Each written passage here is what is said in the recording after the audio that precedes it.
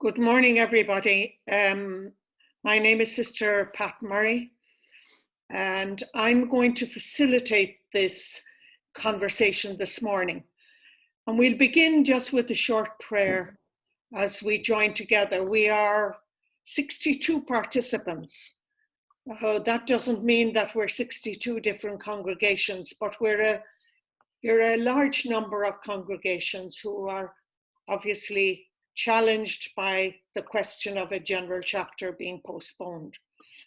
So let us just pause for a moment and pray together. And I'm going to use the prayer of St. Patrick's breastplate just as our opening prayer this morning or this afternoon, wherever you are. Christ as a light, illumine and guide us. Christ as a shield, overshadow us. Christ under us. Christ over us. Christ beside us, on our left and on our right. This day may Christ be within and around me, lowly and meek, yet all-powerful. May Christ be in the heart of each to whom we speak. May Christ be in the mouth of each who speaks about us. This day may Christ be within and without, lowly and meek, yet all-powerful. Christ as our light, Christ as our shield, Christ beside us.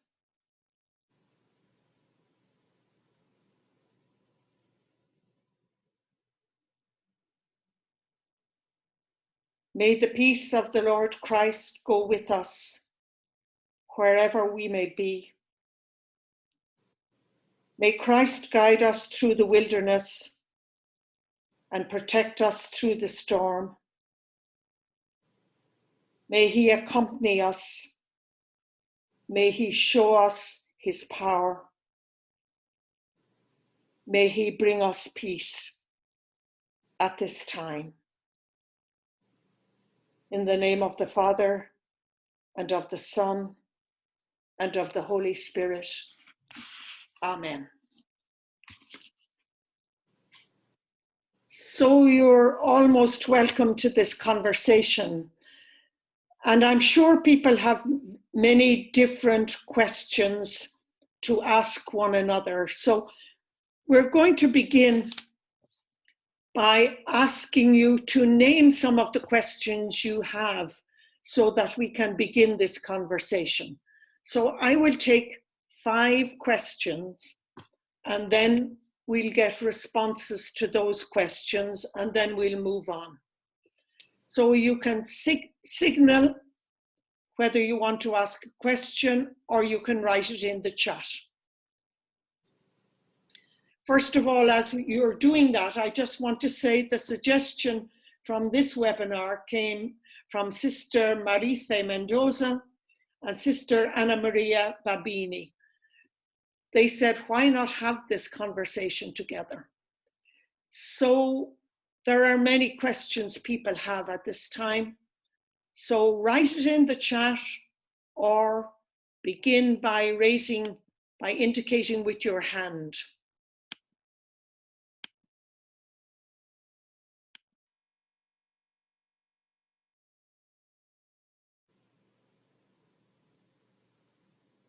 You can also unmute and do it by raise your hand and we'll see it and you can speak your question.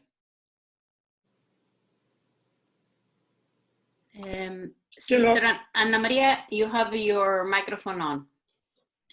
Sister Dolores.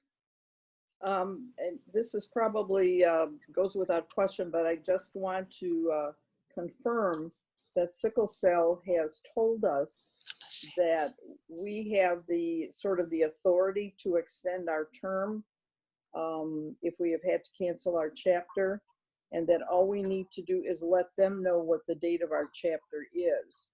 Now, they said until the date of until your chapter, but we usually have our installation some weeks after that, and I'm assuming that that is acceptable. That is acceptable. Okay, Yes. thank you. Yeah.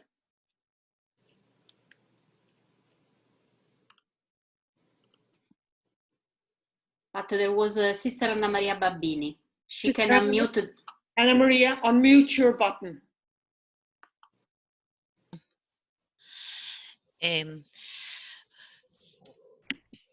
Io non ho la preoccupazione di I'm not estendere. worried for the extension of the general chapter because our rule says we can anticipate or postpone by 6 months, so this is not a problem for us.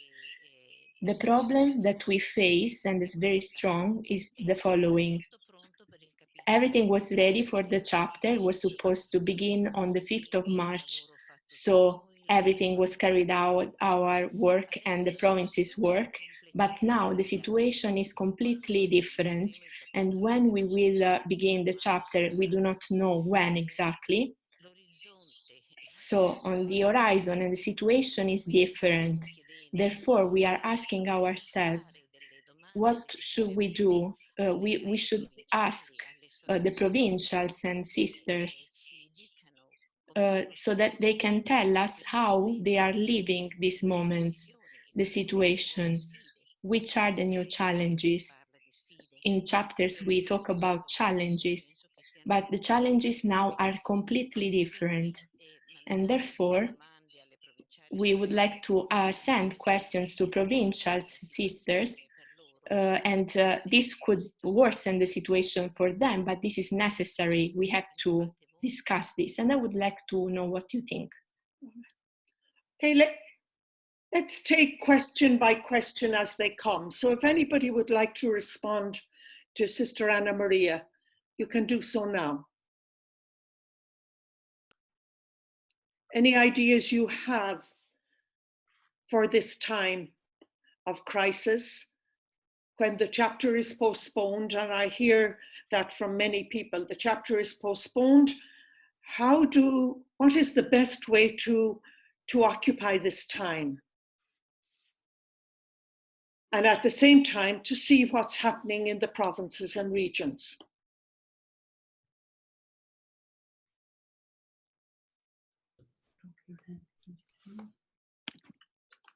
Can I say something, Pat? Please, yes. Our chapter was supposed to be in June, and our facilitator is in Sri Lanka. So what we're doing is, I understand Sister's point that they're already fully prepared, and what I took from it is that she's envisaging a different world that we're going to minister in after the lockdowns are finished. But what we're doing now is just extending the preparation time. And so he's going to put together reflections and other points that we can send round the congregation. I know our situation might be a little bit different in that sisters already, the time has passed, but it's just given us more time to look at the present situation, and so to just extend the preparation time. So you're using it as a deepening time? Yes, yes, yes. And he'll help us, and we'll and the team will as well, different ideas as how we, because we're a very small congregation, how we can bring the congregation along with all of that, and involve them as much as possible. So reflection materials and other tools to try and help the congregation at this time. Yes, yes, yeah. Any other responses? Yes, Sister. Sor Ministra, si. Is that me? Yeah, go ahead. No, sorry, Minister, Sister Margaret, to you later. Yeah. Sister Loretta, your microphone is off. We can't hear I you. would like to say that we prepared in our council a series of questions, and we have just sent them to the provinces and the delegations. These questions are for all sisters, and there are two groups, two sets of questions. The first one's which kind of impact and consequences of this reality of the emergency of the coronavirus in several fields of our life. And then also in society, the society where sisters live, in the local church. And the other set of questions is a series of reflections on what we think, what we would like to change in our internal world of the community, but as well in the society where we are living, which kind of contribution we would like to give so that this change can happen. So this kind of questions that we ask sisters to reflect on these points, and then the provincial or the delegate can collect the answers from different communities and send them to Rome, to us. And we are going to reflect, we prepare a document that can help us for the preparation of the chapter. Thank you. Thank you very much indeed. Thank you. There was another, somebody else wanted to contribute. Pat, may I? Jane? Yes, Jane, please. Thank you. This is a shared, our situation is slightly different, but we've postponed for a whole year. We were due in July, August, on the basis that we think that is probably the earliest we could reasonably expect to be able to bring people together. We were about 4-5 months into the preparation process, and last week I met the congregation chapter planning group, and we have actually decided to suspend the preparation for of the planning of the general chapter for some months, because to maintain it until July, August next year, we don't think is realistic. But it's a kind of combination of two things we've heard already, to put in there some process which both offers the members an opportunity to continually reflect on this COVID-19, because what we reflect on the 28th of April will be nothing like what we reflect on the 28th of May, June. This is a developing thing. And the other thing we decided to do, we had got to a point in our preparation where we had, as it happens, the material we had in a sense, we are consciously going to say that captured a pre-COVID-19 world. It was like a sort of snapshot of the things we thought were important before this world crisis. So we suspended it. And then when we go back to the planning for the general chapter, part of that will be to incorporate the conversations about COVID-19 in the world and in our body, but also possibly to almost have the conversations we had earlier, repeat them, if you like, because the landscape has changed so much that there's a benefit in having 2 points of reference before the chapter. What did we think was important when we thought we were going to have it? What do we think is important now? And that speaks to the question about what's the chapter going to look like in a post-COVID-19 world? And even that would lead to another question, which I hope we'll get to later in this conversation about, you know, how certain can any of us be that what we're planning now even will turn out to be right? Thank you. Thank you very much, Jane. Sister Pat, there is Margaret first and Martina later. Okay, Margaret, please. Thank you, and thank you for this opportunity. I'm speaking from Sydney, Australia, and it's 7 something p.m. Just to let you know, we're on the other side of the world and we're able to speak, which is just wonderful. Which is wonderful. Thank you. You're most welcome. Thank you very much. We had just actually begun. Our chapter was to be held in September, and our chapter planning committee had been working for a couple of months, and we'd had 1 or 2 meetings. But when all of this happened, the congregational leader and council had to sit down, as everybody else has to, and try to discern the best way to go forward. So we decided to defer the chapter at the very earliest for March 2021. And what we've actually come up with is a combination of what a couple of people have said already. One is that we ask the chapter planning committee to stand aside until October. And so a little bit like what Jane was saying, that we'll suspend or just put that aside. And what we've done is the congregation leader and council have taken the responsibility for the next 5 or 6 months.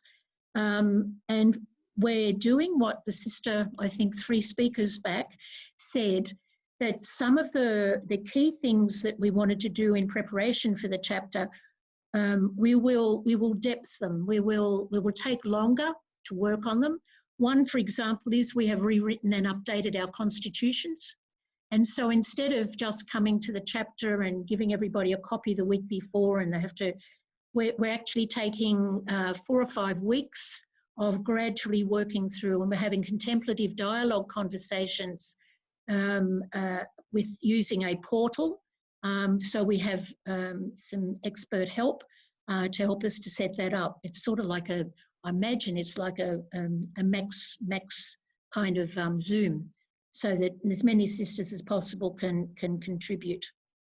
So that's what we've decided to do. And our congregational leader, Claire Nolan, has been saying for ages, you know, we're here to do things differently. And so we've taken our cue from Pope Francis when he said, be witnesses of a different way of doing things. Well, we found ourselves having to do that whether we like it or not in the present situation. And so it's been a challenge. And so that's what we're doing in the next 6 months. And then we'll take the following few months for the formal part of the chapter preparation. Thank you very much, Margaret. Thank you. I mute myself now? Yes, please. Martina, your microphone is on. But there is also a question in the chat. Yes, I look at the chat. Thank you. Then Sister Giordana. Yes, just a second. Sister Martina, are you able to speak? Your microphone is on.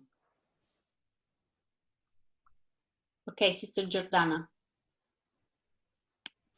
Please go ahead. Sister Giordana, you have the floor. Unmute your microphone. Grazie. Mi sente? Sì. Sì. Mi sentite? Sì. Sì.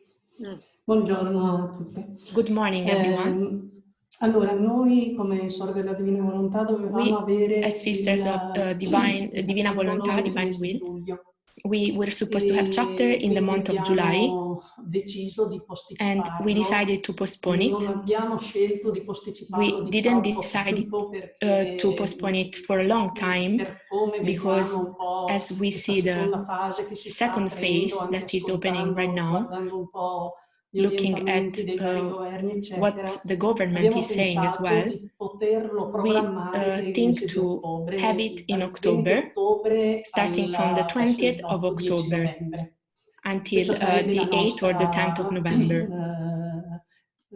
This would be our idea, our will, with the possibility eventually to postpone it even more if there are any challenges or dangers or situations coming from other countries. The greatest problem, of course, is that in every single country, the pandemic is developing in different way.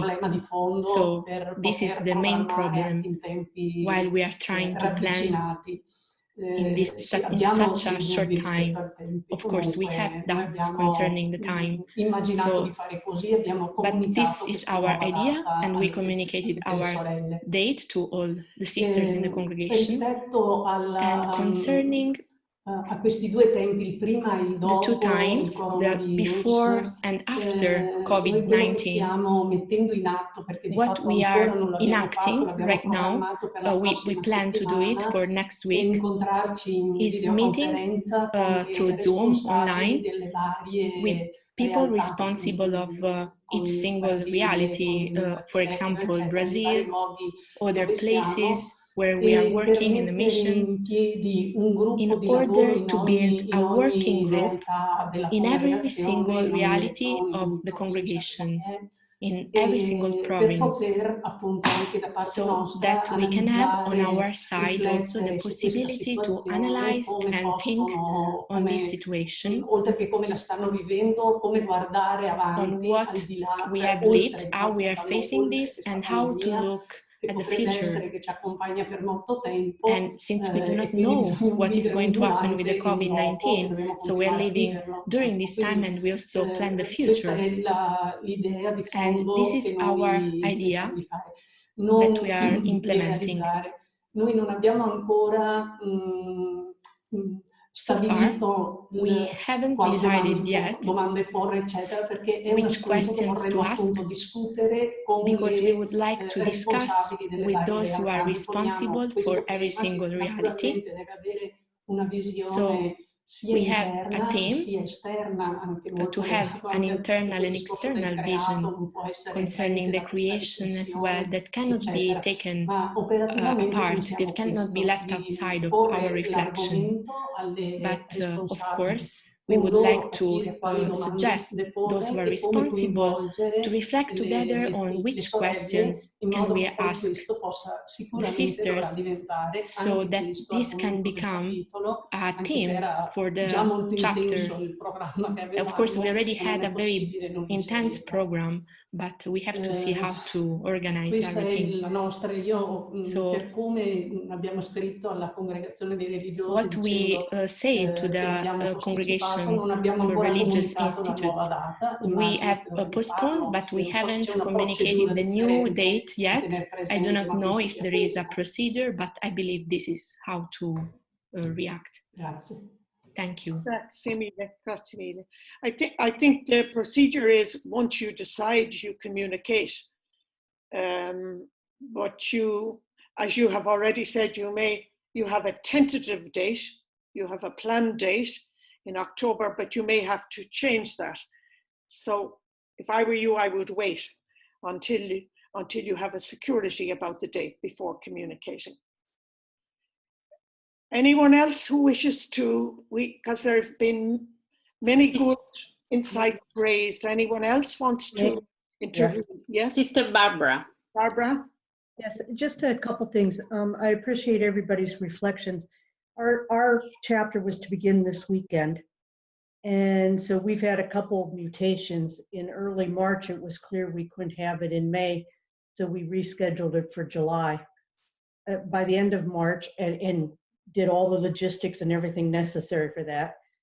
Then by the end of March, it was clear that we couldn't have it in July, so we've rescheduled everything for January.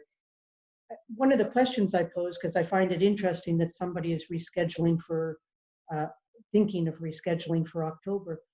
We've seen some preliminary reports about the various stages of the COVID movement here in Italy, which is where we would intend to have it as an international congregation, and because of visas, etc. And what we saw was that tourist visas, which is what most people come in on, will not be available until after March 31st, 2021. So even though we have already made a third plan for our chapter in December with all the logistics and everything, it seems to us now that we will have to move it beyond March 31st. I don't know if anybody else has that impression. But one of the, and I think that one of the things that is very striking is, you know, there's we've been planning for 2 years, delving into various questions. But it's clear to me, as it is everybody else who has spoken, that the world is being transformed in a way that we don't begin to understand. And it's a time of us really standing back and reflecting and thinking, what does this mean for us? And since we're at least now 9 months away from when we will have a chapter, at some point we will have to reformulate some of those ideas, kind of using the reference points that Jane said beforehand, and then with the new data, what does this mean to us? And I wonder what it means to us as a missionary congregation with so many borders closing down. What's the long-term impact of that? Visas getting more and more difficult for anybody to travel, etc. But the other question I have is, because of the postponement, some of our delegates to the chapter are ex officio. The ex officios include the provincials of the various provinces. Some of those people's terms expire before the newly scheduled chapter. And we certainly, at this stage, understand that we will be able to have a leadership change in those provinces. And so it kind of gives an odd thing, because somebody who thought they were an ex officio member won't even have been eligible to have been elected as a delegate and will not be attending. So I don't know if there's any comments about that or any insights or questions, but I do think that for us religious, as we go down, it might be an interesting thing 3, 4, or 5 months from now to hold this kind of webinar and for us to reflect on what is it saying to us as consecrated women, active apostolic congregations, when we're all locked in our houses, desiring to be out there doing more, and how has it transformed us, and what is it that we're seeing through this moment of contemplation? What is the action that's being called forth? Sister Pat, there is another sister. Sister Gerald, you have the floor. Yeah. Jane, yeah, thank you. Thank you, Pat, for organizing this, and thank you for chairing it. The comments are really helpful, and the questions are ones that we have teased out. Going back to the original question about the purpose of the chapter and how is it different, I'd love to hear views on how we can try and hold together in some kind of creative tension the authenticity of the preparation that we've been doing, for example, in terms of restructuring the congregation, which has been a journey from 2014, and we anticipate that it's even more needed now that we have something simpler and more unified. And then there's the total transformation, or not transformation, but the total change of the world that we're living in as a result of COVID.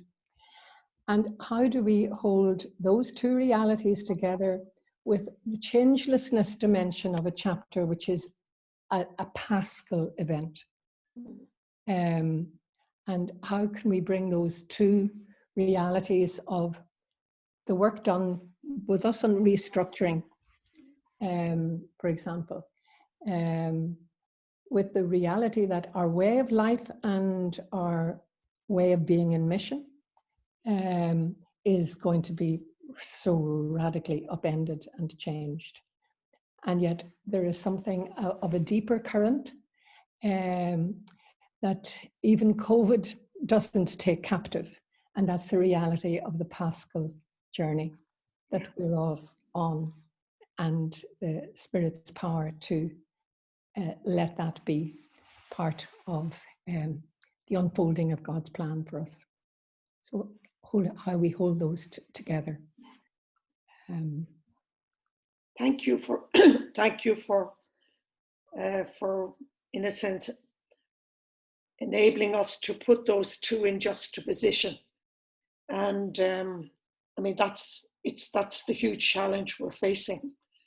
But I think I would like to hear comments or reactions from others on what Geraldine has said, or any previous speakers.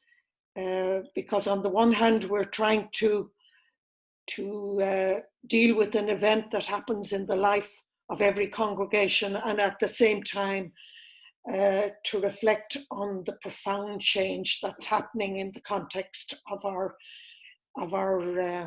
in a sense of our Paschal vision. So there's a practical side, but there's a much deeper reality that we're being called to in terms of reflection, which I think already some of you are alluding to. So thank you very much for that. But there is a question in the chat for Sister Barbara about the news on the visas. Sister Barbara, the Sister Cappuccine Madre Rubato are asking you which is the source of your information about the visas, and if it's right, the date March 31st, and from which nations, if you can tell us more.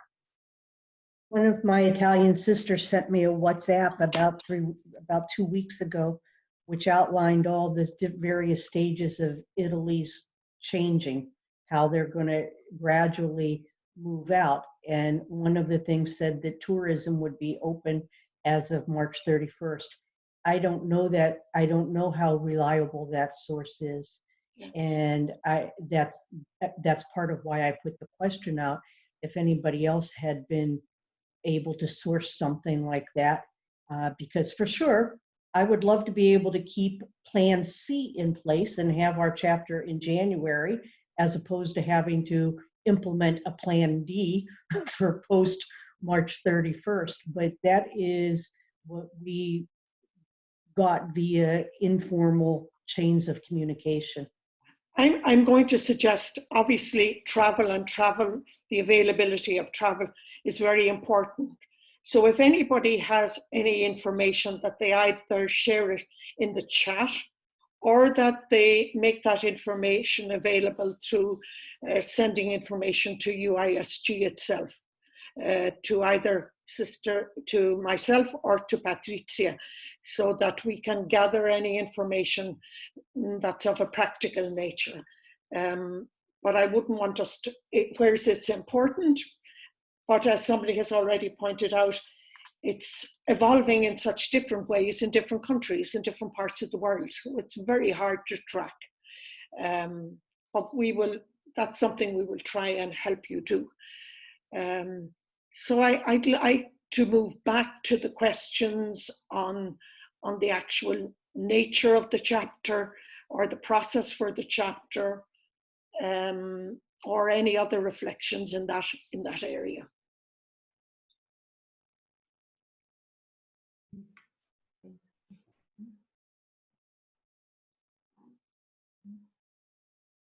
Unblock your microphone. Sister Regina wants to speak. Yeah, thank you. You have to unmute your micro, sister. No, it's still on. It's still off. I'm trying to unmute, but there is no way. Okay, perfect. Can you hear me? Thank you to all that have shared. Our chapter is in August, and I have actually joined this conversation to be able to listen to what others have to say, because even though in Africa now the COVID-19 is getting very difficult and expanding more than we expected. We are a diocesan congregation, so we are not in many parts of the world. We are only in about 5 countries. So we were just wondering if it is possible to have our chapter in August as planned, since most of our sisters are in the country. But looking at it, we've been locked down now for about 5 weeks in the state where I am. And I know that in various parts of the country, there's a complete lockdown. We cannot even travel from place to place, talk less of from villages to villages, talk less of moving from state to state, and then from bringing those who are outside the country into the chapter. So I just came in to listen to what others are saying, what they are thinking, so that it will also help us to take a decision. I have not explained or announced to our sisters. I've only discussed with my council, and the committee, the preparatory committee. We've been preparing for 1 year, for about a year now, since August last year, but we are not sure where to go. Since we are a local congregation, we were wondering whether this really concerns us. But when we look at the lockdowns in our own areas also, and we don't even know when this is ending. So I was wondering whether we need to wait or to have our chapter. As for the issue of deepening and all of that, I also feel very strongly that the world will change after the COVID-19 is gone. And the world in Africa is not different from the other world around. So we may even need to look deeply into even the issues that we're going to discuss as a chapter now that the world will change. Because even the way we have lived in the last 6 weeks as sisters are different. Many of us had no access to mass. Many of us had no access, we couldn't go out and all of that. And life still continues. So whether there are issues that we have to raise, so we have to maybe do a bit of more deepening, even with the sisters in our reflection as we prepare for the chapter.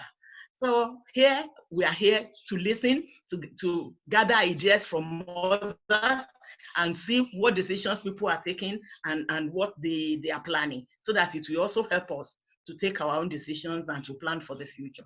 Thank you. Thank you very much, Sister Regina. Thank you.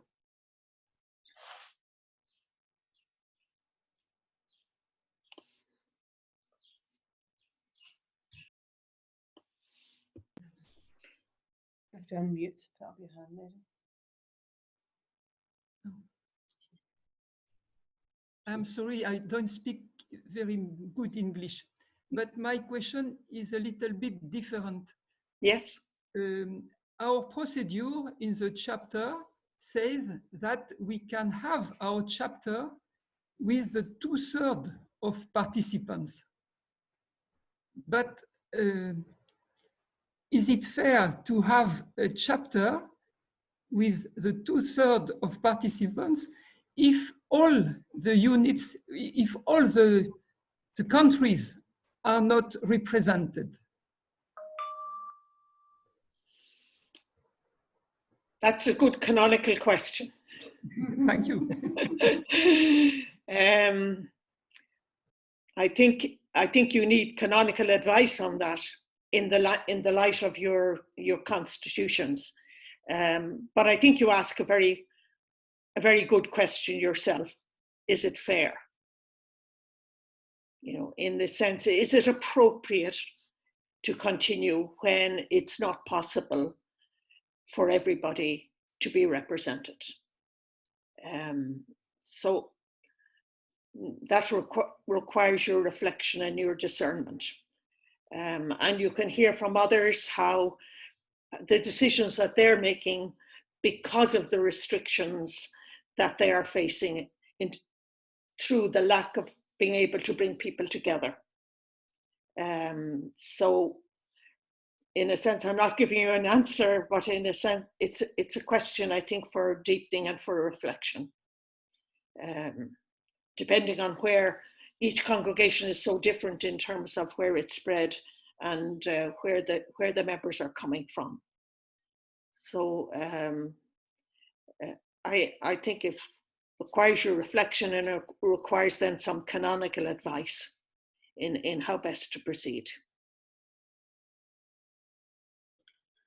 But sorry, may I ask people, okay, Sister Anna Maria, just to ask people to write in the chat if they want to speak, because it's very difficult for us to see all of you at the same time.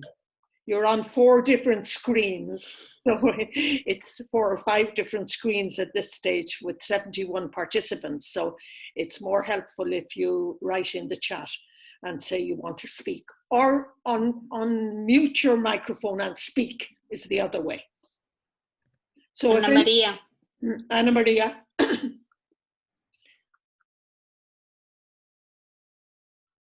I would like to comment on what has been said now. I've been told that the chapter can be valid with the participation of 2/3 of sisters, but at this point we asked ourselves in the council which is the criteria for exclusion of other sisters. And this is important, I think. And also, can they be excluded from the process of the chapter? Because I believe this chapter will be very important due to a process that is very important to be participated in an active way. And therefore, this will be preparing us for the next 6 years, and excluding sisters who belong to provinces from this process, and make some choices who we are going to exclude. It is very complicated and not fair. And we will really lose an important part of the institute with this decision.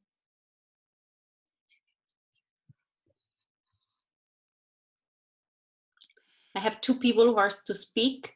Okay. Marife Mendoza, and secondly, Sister Francesca.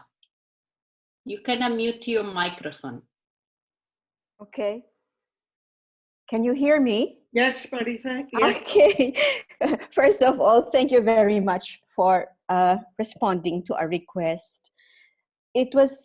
Our chapter was supposed to be on March 3, and it was only a week before that we decided to postpone the chapter. And when I was speaking to Sister Piluca, our facilitator, she advised me to look for someone who also had canceled the chapter for support. So I called Sister Ana Maria Babini of the Canossians. Together we have been communicating. And then the idea came, why can't we ask others, UISG, so we can be in solidarity, we can think together, we can share our thoughts, our questions, the challenges we're facing. So I find this very helpful because I've been thinking, where do I start? And listening to others, I find ideas. There are 2 things that really have been helpful for me. Where do I start? The tension between the old and the new. We have prepared everything. I was ready even for the opening address. Reports were ready. I asked myself, are they now obsolete? I think of if the chapter will be next year, so do I start from scratch? Or will it be a call for what issues remain relevant? What issues have to be revised? And I like the idea of asking the members, what is the impact of this pandemic, of this crisis on you, in your locality, in your situation? And what issues, therefore, can be brought to the chapter whenever the chapter is rescheduled? The other question that I find also I'm asking is what Sister Barbara raised. We have ex officio delegates, and by the time when the next chapter comes, probably there are no longer provincials. How do we handle this? So, yeah, and I think the biggest concern I have at the moment is how long will this last? It's the uncertainty. And it's true that the Italian government gave the last phase to open the borders is March 31. Looks like we're looking for a chapter next year. So the idea of using this time as a preparation time is very helpful.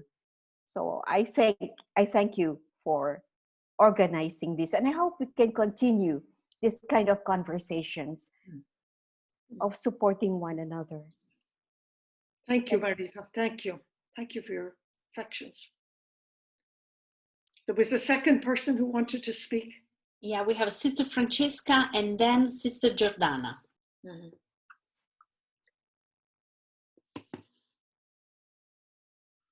Good morning. I'm Sister Francesca from Sisters of Sant'Anna.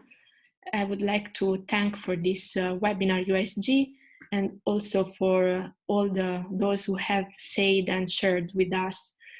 I would like to say that we had programmed our chapter between the end of July and the beginning of August, and we postponed it until further notice. And so the first reflection I would like to share concerns the essence of the general chapter. As canon law says, the general chapter has in the institute the supreme authority, and therefore has to represent the entirety of the institute, so that it can be a sign of unity in charity. And this is what canon law says. As our rules can say, yeah, we should have the 2/3 of participants, but in order to comply with the spirit of the norm, it is important that the representation is for the entire institute, because the chapter is a sign of unity in charity, and therefore that there cannot be criteria for exclusion. We can say that through modern media, through technology, we could perhaps have the participation as auditors of members who cannot be physically present, but this is not the same thing. We still do not have yet the means that enable us to vote online, and therefore it is extremely difficult, since the chapter represents unity, the spirit of a family where we are together, we share our meals, and it's not just putting together some meetings. This is the spirit of the law that should be cared for more than our numbers in our organizations.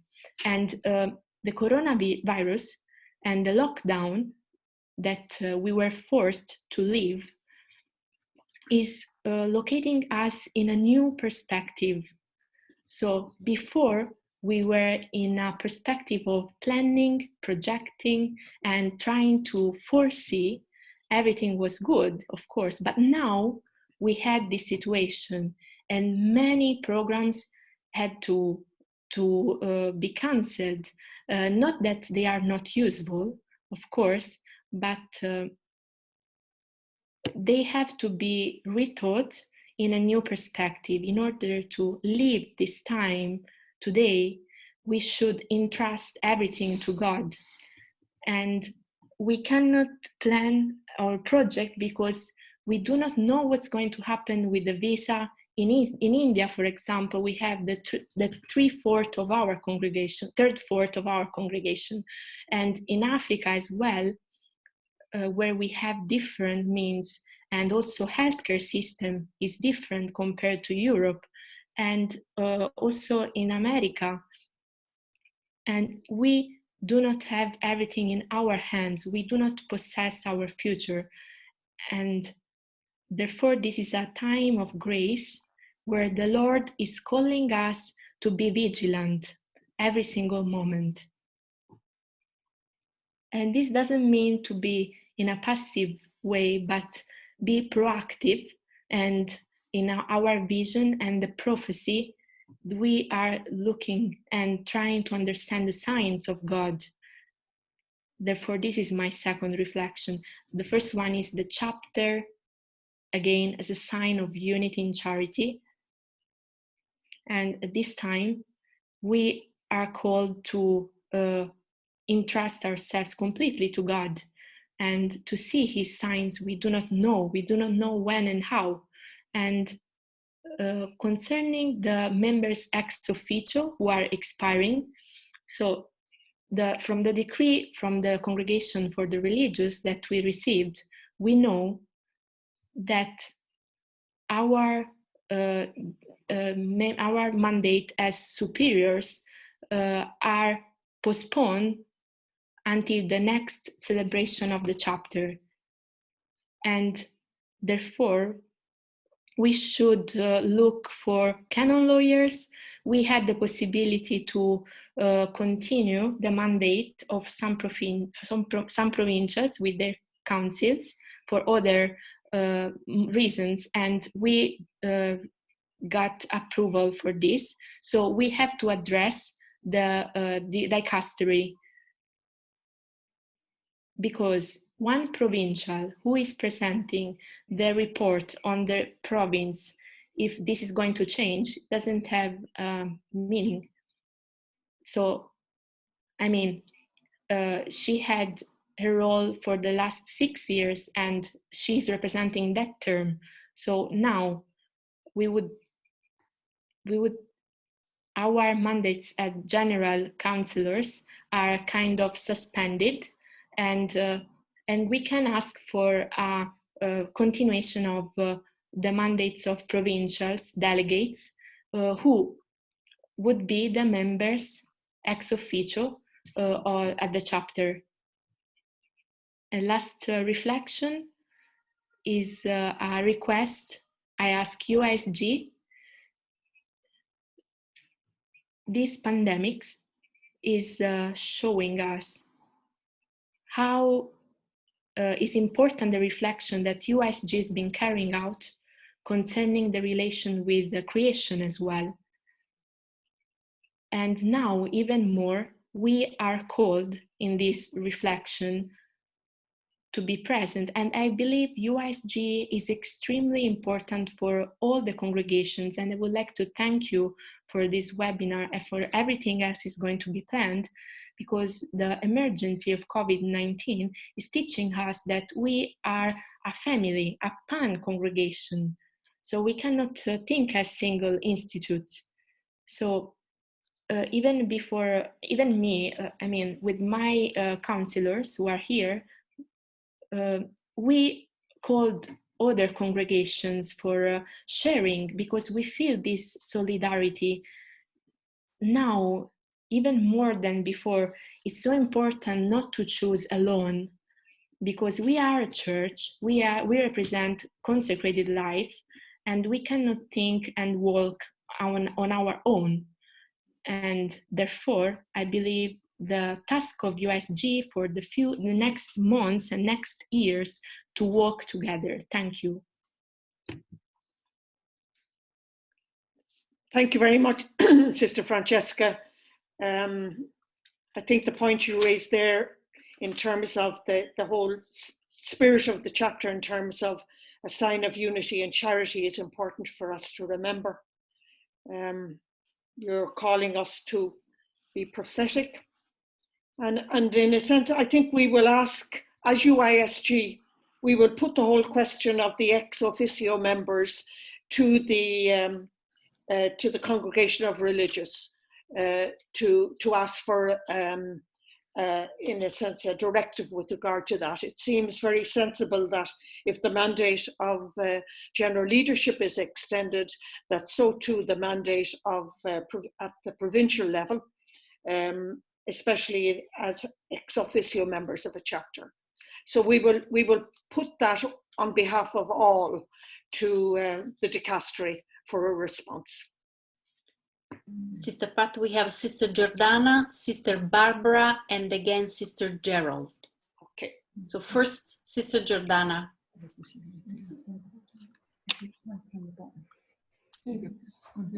Posso? Sì? May I? No, volevo porre una domanda I would like molto to semplice. ask something that's very Dunque, simple. credo più per tradizione, more che for a tradition però, than for a constitution. Quando indiciamo il capitolo, When we entriamo in begin una the fase chapter, di we gestione enter a ordinaria, phase cosiddetta. of ordinary Non possiamo più management, prendere decisioni when we can take troppo decisions complesse, that diciamo are così, not too scelte difficult to take, straordinarie, non fanno più not parte extraordinary del choices nostro mandato, delle nostre that possibilità. belong to our mandate. Nel caso in cui appunto si protragga oltre the sei emergency, eccetera, il capitolo, if the chapter is going to be postponed for over 6 months, how can we proceed? In gestione ordinaria, How can we proceed for 1 year in an ordinary way without making important choices for the congregation? Thank you for raising that question. Perhaps along the way, somebody may want to respond to that. We'll move to the next intervention. Sister Barbara. Sister Barbara. Good morning. Thank you for this opportunity to gather and to share. We were supposed to have our chapter in June, and we've postponed it initially because we made the decision early March. We were going to try and postpone it to November. But now we also see, we're following the news closely and in contact with our leaders, and we realize that every situation is so different. And we also had received word about the situation here in Italy only happening, being opened up in next March. So we still need to make a decision, but we feel it's a little bit too soon. We're monitoring what's happening. I appreciate all the comments, and I do that, you know, we have been preparing, we're pretty much prepared. We have our general theme that we chose at our past general conference for our chapter. And we've done a reflection process on that, but I think we need to go back and revisit what we've done and see how this whole situation of the COVID-19 and how it's calling us to respond in new ways. We're also a missionary congregation, and it's going to have, I believe, have great implications for us. So again, we're in process of determining how we're going to go forward. However, the one point about the leaders and their terms of office, this past year, we've extended the terms of office of 2 of our leaders because we were in process of preparing, and they were involved in all the meetings prior. So we have extended both of them for 1 year. But again, we will have to see, you know, what's going to happen in terms of how we determine. Thank you very much. Thank you, Barbara. Thank you very much. But we discovered to have 2 Barbaras. So now we have again Sister Barbara Staley and then Sister Geraldine. Thank you. It's interesting. The previous Sister Barbara is also the General Superior of the Missionaries of the Sacred Heart, as am I. And we're both from the same state in Pennsylvania. So I don't know how that can happen. But anyhow, I think the person who spoke before the previous Sister Barbara is Sister Donna. When she raised the question about ordinary administration, is exactly what I was going to bring up to the audience, because it is not necessarily specifically related to us postponing, but certainly I think that's probably tradition among all of us. We go into ordinary administration a couple months ahead of time, and I have people asking me, starting a few months ago, can we make this decision? It's like, you know what, we wait to see who the next General Superior is. If I'm reelected, if not, who will take on. It's something that we can put on hold. But some of those issues are very important ones, and now delaying them for a whole nother year doesn't seem appropriate. But I feel like I'm in a very difficult situation. Our responsibility as leaders is to animate, administer, and to execute. And it's the executing part of the job that causes me a little bit of interior tension. I'm the one who brought up about the question about ex officios.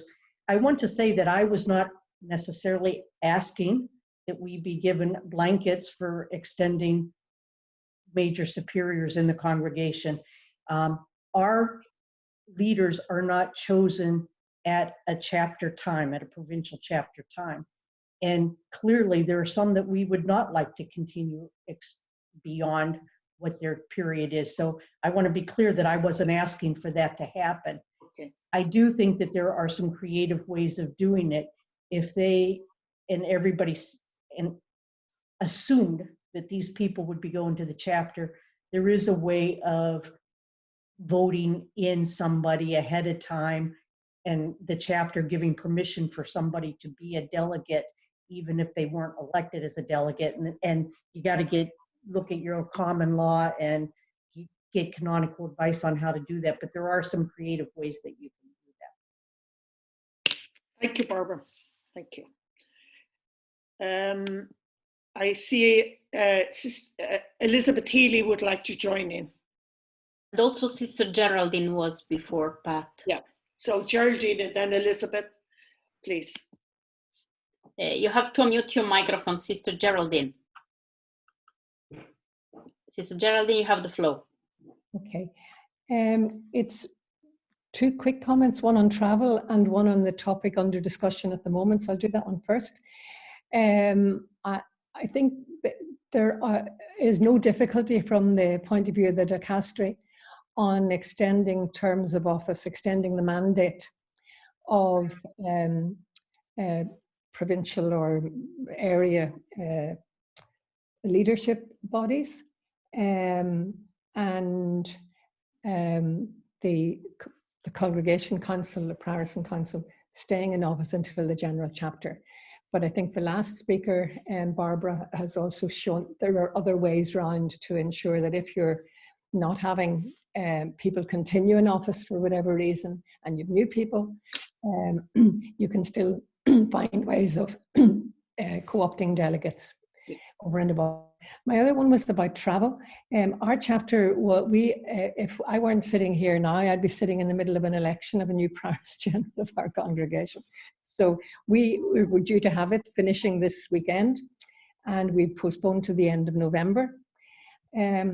One of the concerns about travel that we had was, at least one of the guiding principles, was it wasn't just a matter of when the borders would be open and when travel would be resumed. It was also a concern that long distance travel, people coming from other continents, puts them at pretty high risk, and where a number of our sisters are in elderly years or are recovering from cancer or have been recently in treatment. We've also to take into account what pressure, what additional pressure we might be putting onto them by having the chapter too early. I thought we might have it in July, though we didn't communicate that. So we've been intending towards end of November, but that might not even be wise or possible. So, thank you, Geraldine. Thank you, Elizabeth. Well, just to follow on what Geraldine has been saying, our delegates were elected across the congregation, so everybody elected them. So whether they're representing their own places or not, they're elected as delegates to the chapter, which I think in our case as a small congregation will work on. And all our mission area councils in place at present, our mission area leaderships, they all agreed, having been asked personally, to stay on, because our constitutions say that we don't hold any elections prior to the general chapter, the year prior, the time coming up to the general chapter. My preoccupation, I think, is given the enormity of what's been happening, and even people who are, in the Irish terms, which is a horrible one, cocooning.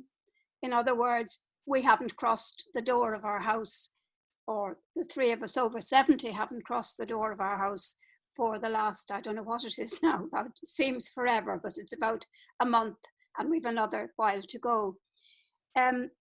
It's the how do you care for the people in leadership in very stressful situations where the ordinary, the ordinary work has to be done, the decisions have to be taken, everything hasn't stopped because of COVID-19, and yet you carry the burden of anxiety.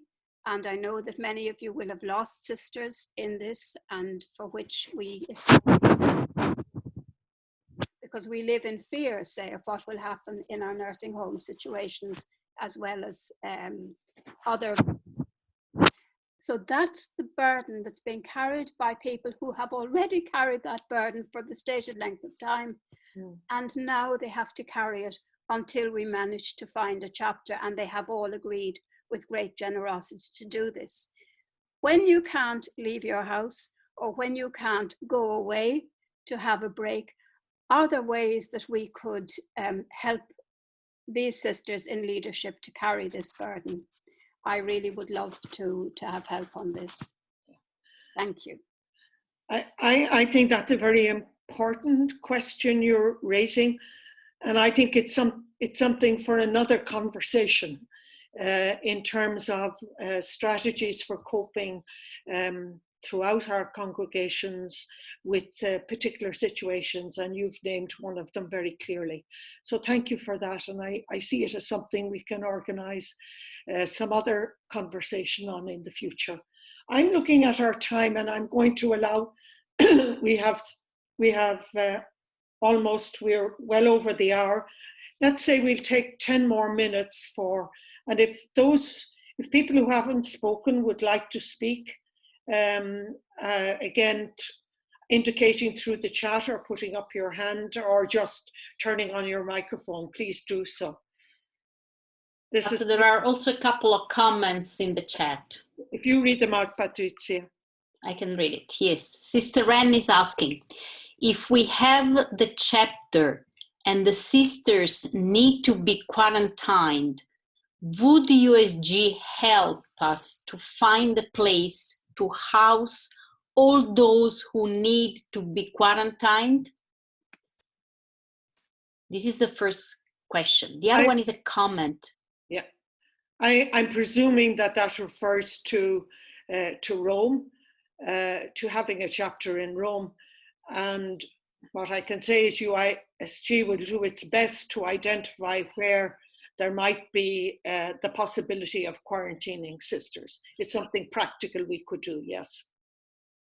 Sister Regina is stating, the letter from Sixal mentioned that even provincial chapter cannot hold, which I imagine will equally extend their tenure if a provincial assembly does not hold.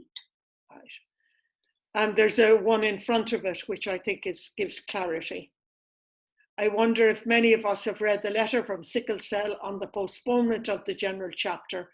It also includes a provision on the extension of the mandates of major superiors. So they're the comments in the chat. If we have These letters are in the website of the dicastery, Consecrated Light. I will put the website in the chat. Yeah, so you can check out the dicastery's letters. If we have any other comments or reflections. Wave. Yes, sister. Yeah.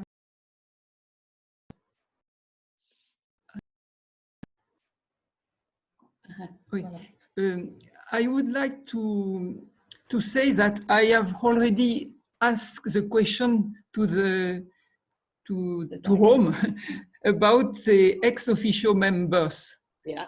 And they said that I raised the question, will the chapter members the same, even if a few of them, ex officio members, are at the end of their mandate?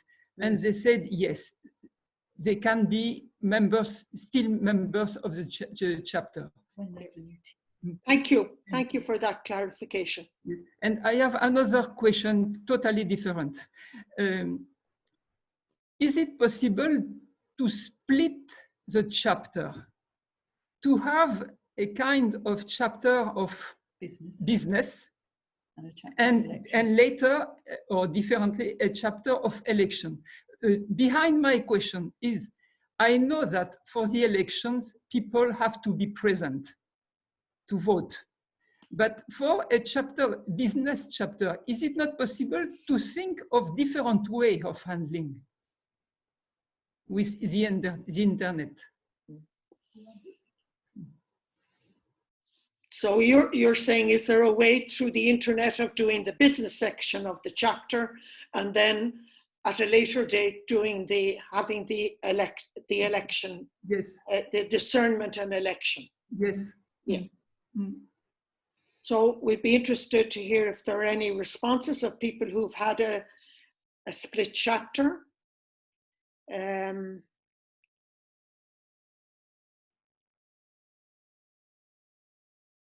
Hello, Pat.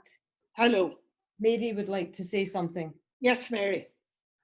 First of all, I'd like to say thank you very much, Pat, for putting on this program. It's wonderful. Also, just to say that we have been doing a lot of work with the whole congregation, and they have sent in a members report. So that was one.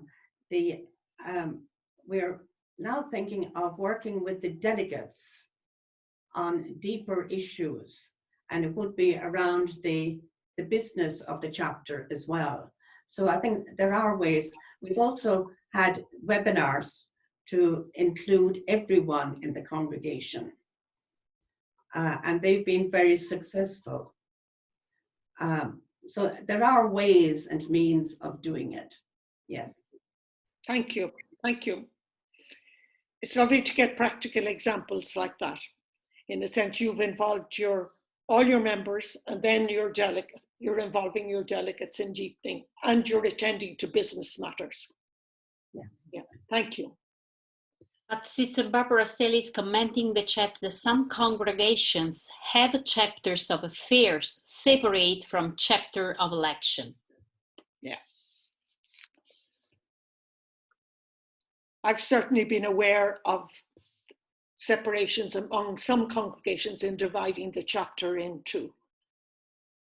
And a lot of that again depends on numbers and logistics and what's possible. So are there any final comments or questions that remain outstanding? And anybody may, Jane, I think you said something early on. I hope we get to that later. I'm wondering, have we arrived at that point, or have you still a question to ask? Needless to say, I can't remember what it was now, but just to say that my comment on what was just being talked about is that splitting a chapter, splitting a congregation, I can see it might have advantages, but the problem is the bit that can't keep waiting forever is the bit you have to bring everybody together for physically at the moment. I just wondered if there was any possibility that UISG might be able to have some conversations with sickle cell about ways in which the election part of could also, I don't know, it could be held online in these days. I'm not sure, but if we are looking at a situation where even those of us who've postponed for 1 year are not thinking, oh, well, that's going to be all right. I speak as someone whose term of office is 9 years, so I shall now be doing 10.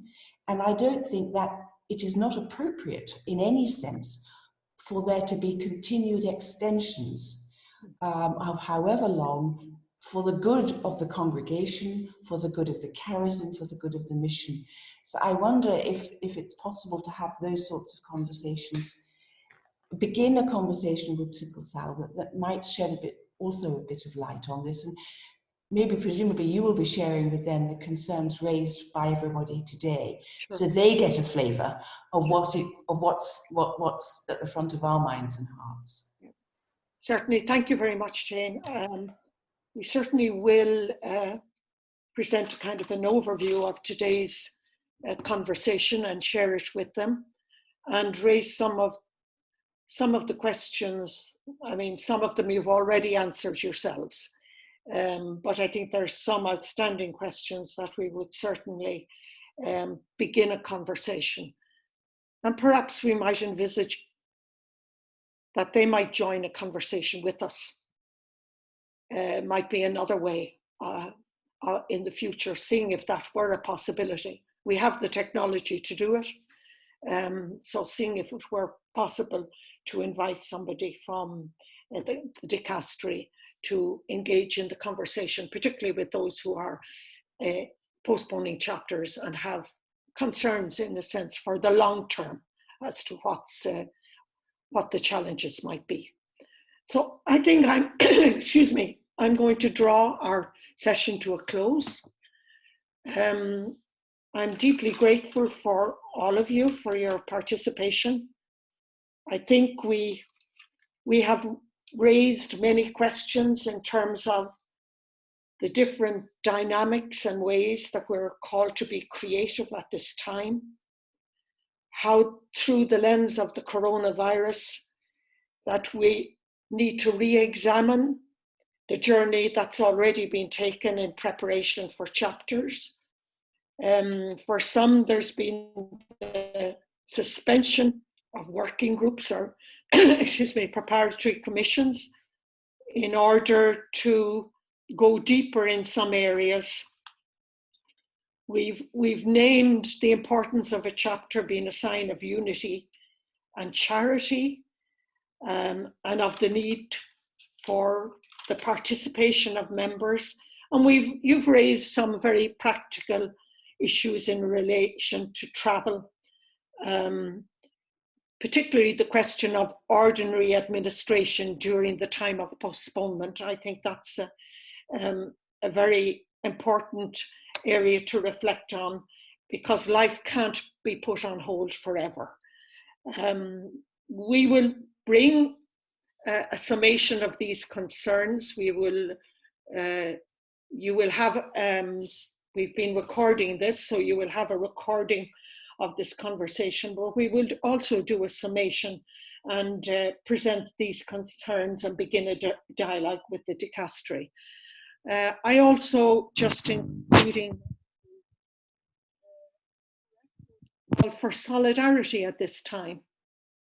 We're in solidarity with congregations who have lost members, with members of our congregations who have lost family, for congregations who have lost staff members and others who are dear to them.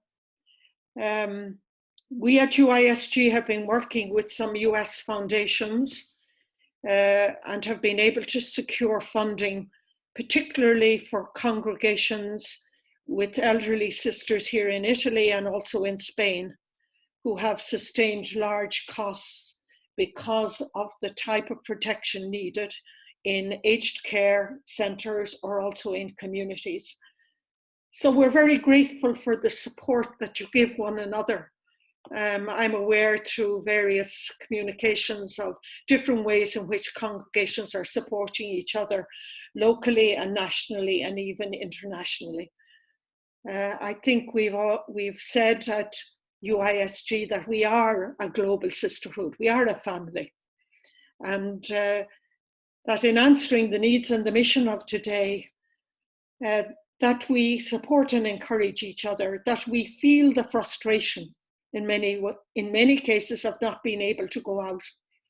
But I'm amazed at the extraordinary creative ways that people have found in supporting and contacting and ministering online through WhatsApp, on phone, so that the boundaries that appear to be there, that we seek ways to break them in order particularly to reach out to those who are on the margins, who are most in need.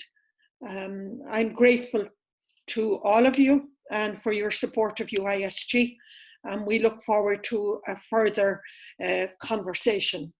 And we will involve, I think, in a further conversation, some canon lawyers so that we can, in a sense, tease out some of the issues that you have brought up today and others that you're asking about as in this conversation.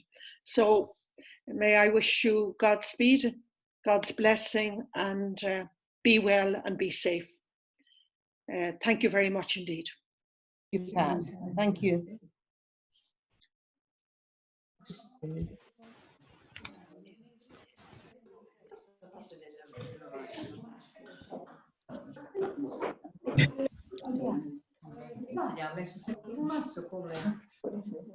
Un attimo. Thank you. Message before they close. Where you get the message?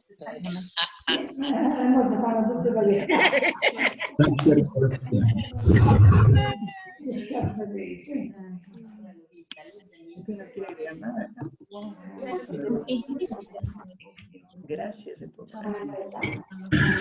Bambini, ti sentono tutti.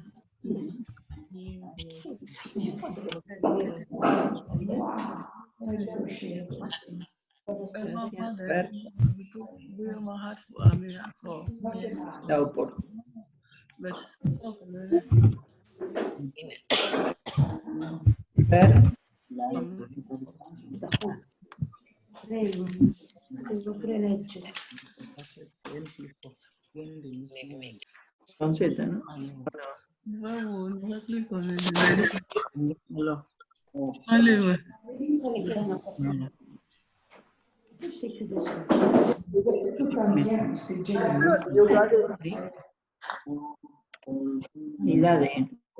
No?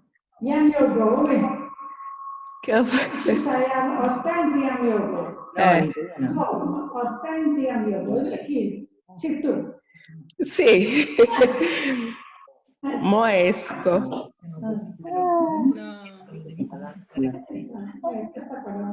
Sono uscita. Sono piccoli e vedi grande quello che spicchia. Sono uscita. E voi? Come si fa per chiudere? Grazie a tutti. No, perché c'è ancora un programma aperto. Madre, il resto. Non ce l'hai, non sai come sarà. Ok, al centro. Io solo, aspettiamo. Ma dirà che non si può chiudere perché c'è ancora. I don't know how to close. I want to send message. I don't know how to send. Only I managed to send one. Yeah, but I wanted to send some more, but I can't find this woman. Don't know where is she. I cannot find her. Tu hai detto così e sei apparsa là, allora le altre suore ridevano. Sì. L'ho visto io.